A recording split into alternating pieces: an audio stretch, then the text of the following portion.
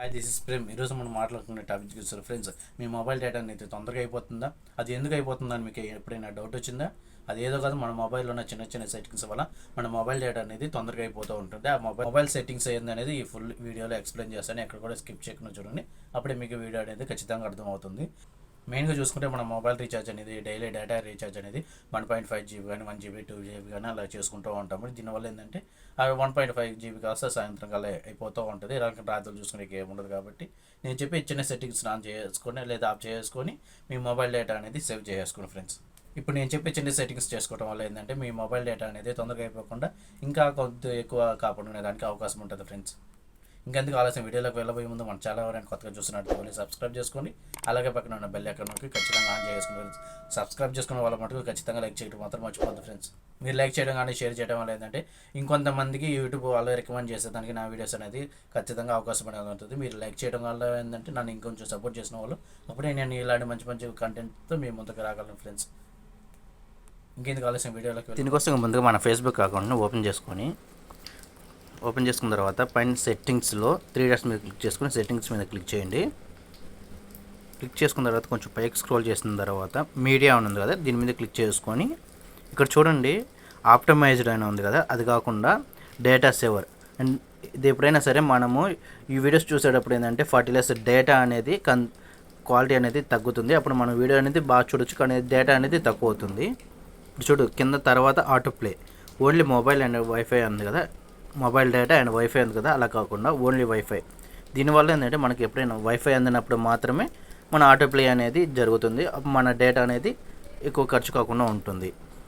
చూసుకుంటే చూడండి, ఇప్పుడు మనం యూట్యూబ్ ఓపెన్ చేసినప్పుడు ఇది ఈ విధంగా చూడండి, నేను ప్లే చేయకుండానే ఆటోమేటిక్గా హోమ్ స్క్రీన్లోనే బ్యాక్గ్రౌండ్లో ప్లే అవుతూ ఉంది. ఇలా ప్లే అవుతూ ఉండటం వల్ల ఏంటంటే మన డేటా అనేది ఖచ్చితంగా అయిపోతూ ఉంటుంది. కాబట్టి దానికోసంగా ప్రొఫైల్ మీద ట్యాప్ చేసుకొని సెట్టింగ్స్ మీద క్లిక్ చేసుకొని ఇక్కడ చూడండి జనరల్లోకి వెళ్ళిపోయేసి ప్లేబ్యాక్ ఇన్ ఫీడ్స్ ఉంది కదా, దాని మీద క్లిక్ చేసుకొని ఇక్కడ ఓన్లీ వైఫైలో ఇప్పుడు చూడండి ఆల్వేస్ ఆన్ అంటే వైఫైలో కానీ డేటా ఏదైనా ఉంటే మాత్రం ఆటోమేటిక్గా ప్లే అయిపోతుంది. అలా కాకుండా ఓన్లీ వైఫైలో పెట్టుకుంటే ఏంటంటే మన డేటా అనేది ఖచ్చితంగా సేవ్ అయిపోతుంది. కాబట్టి ఓన్లీ వైఫైలో పెట్టుకోండి. లేదు అనుకుంటే ఆఫ్ చేసుకోండి. ఆఫ్ చేసుకున్న తర్వాత కొంచెం బ్యాక్ వచ్చేసింది, కొంచెం పైకి స్క్రోల్ చేసుకోండి. ఇక్కడ వీడియో క్వాలిటీ ప్రిఫరెన్స్ ఉంది కదా, దీని మీద క్లిక్ చేసుకొని ఇక్కడ చూడండి ఆటో రికమెండెడ్ అంటే ఎక్కువగా ఏంటంటే video quality and mobile networks, ఇది మన మొబైల్ డేటా మీద రన్ అవుతుంది. కాబట్టి డేటా సేవర్ అనేది దీని మీద క్లిక్ చేసుకుంటే మన డేటా అనేది ఖచ్చితంగా సేవ్ అవుతుంది. మన అవసరమైతే మాత్రమే హై క్వాలిటీ అనేది సెలెక్ట్ చేసుకోండి.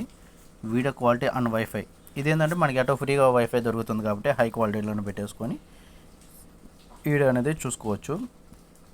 కొంచెం పైకి స్క్రోల్ చేసిన తర్వాత డేటా సేవింగ్ ఉన్నది కదా, దాని మీద క్లిక్ చేసుకొని ఇది ఆఫ్లో ఉంటుంది, ఆన్ చేసేసుకోండి.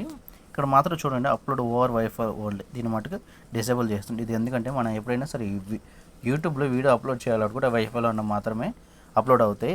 కాబట్టి ఆఫ్ చేసుకుంటే మన డేటా మీద వీడియో అనేది అప్లోడ్ అవుతూ ఉంది. చూడండి సెలెక్ట్ ఎవ్రీ వీడియో అని ఉంది కదా, దీని మీద క్లిక్ చేసుకొని దీన్ని ఆన్ చేసుకుని తర్వాత మొబైల్ డేటా యూజ్ రిమైండర్. దీనివల్ల ఏంటంటే మనం ఎప్పుడైనా సరే యూట్యూబ్ చూస్తూ ఉన్నప్పుడు ఏంటంటే రోజంతా చూసేసి మన డేటా అంతా ఖచ్చితంగా అయిపోతుంది. కాబట్టి ఇక్కడ మనము మన యూట్యూబ్కి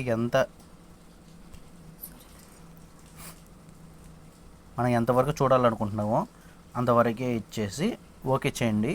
ఈ 500 MB అయిపోయిన తర్వాత మనకి రిమైండర్ అనేది మనకు నోటిఫికేషన్ ద్వారా అలారం లాగా వస్తుంది. కాబట్టి అప్పుడు మనము బ్యాక్ వెళ్ళిపోయేసి మన డేటా అనేది సేవ్ చేసుకోవచ్చు ఫ్రెండ్స్.